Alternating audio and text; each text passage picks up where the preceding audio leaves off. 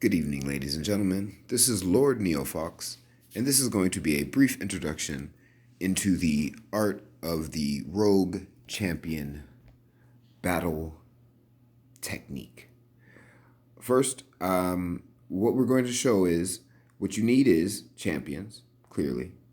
I have more than enough of those right now. You can get those through either the Guild Expedition and or through PvP battles as well as Guild Battleground and other ways. And rogues. You need a lot of rogues. I have a lot of rogues.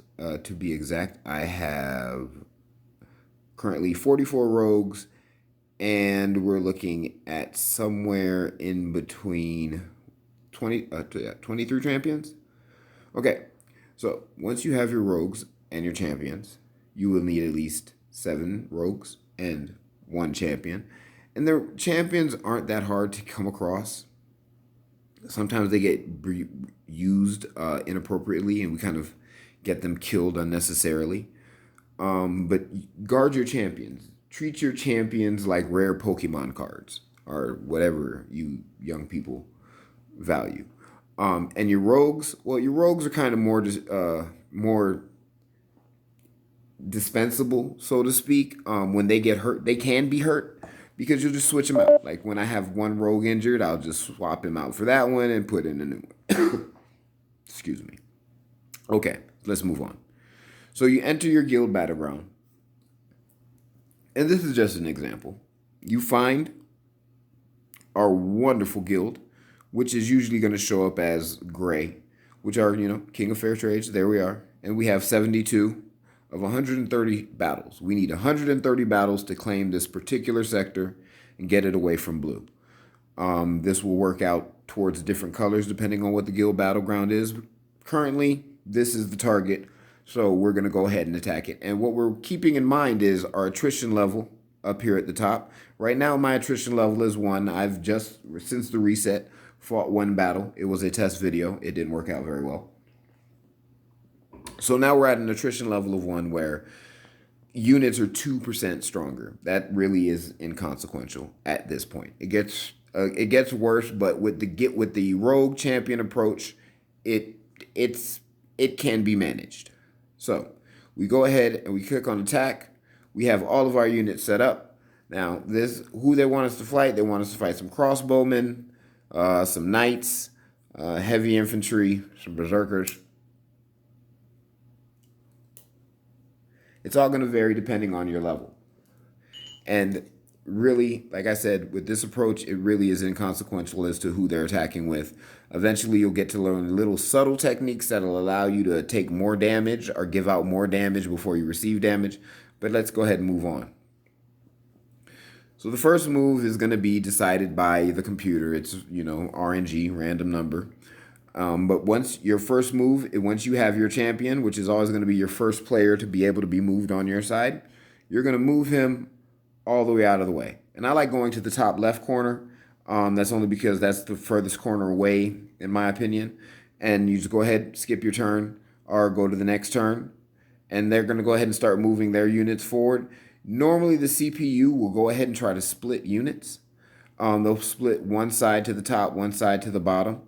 And you can go ahead and counter this by putting one of your rogues close to your champion and then just start doing somewhat of a football team, soccer, rugby, depending on where you're from. Shout out to my people in the Netherlands.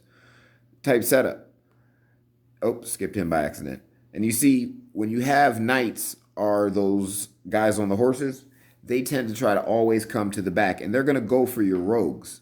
You want to put your rogues in front of your champions, even if you move them up in a straight line, only because you don't want your champion to die before one of your rogues is able to change.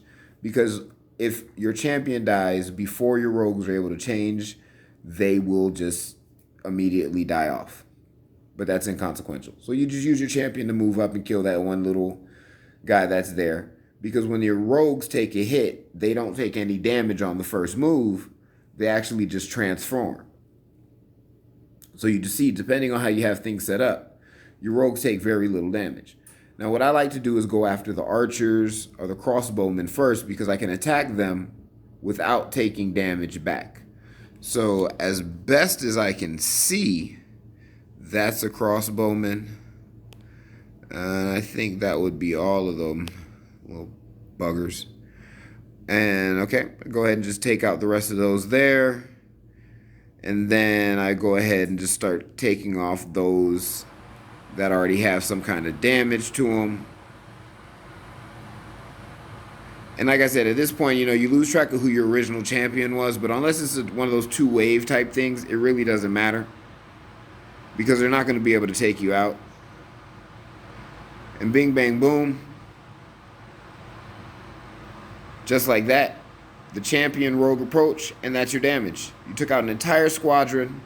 You have one rogue that kind of has some damage to him. And this is what happens at this point. You go back there, and let's say you want to run another one. You go ahead, you just swap out your rogues. Just drop them out. Go back over to your rogues. Oh, look how many new fresh rogues I have. And I can throw them in there and then do the same exact thing over again with the berserkers and those knights and just have my attrition level. And look, my attrition level is only at 2. And that is how you do the rogue champion approach. I hope this video helped a little bit. There will be more kind of redefined methods that kind of focus in on what units and how to kind of set up your defense strategies and what your line should look like offensively, defensively, so on, especially with catapults. You really want to take those out first.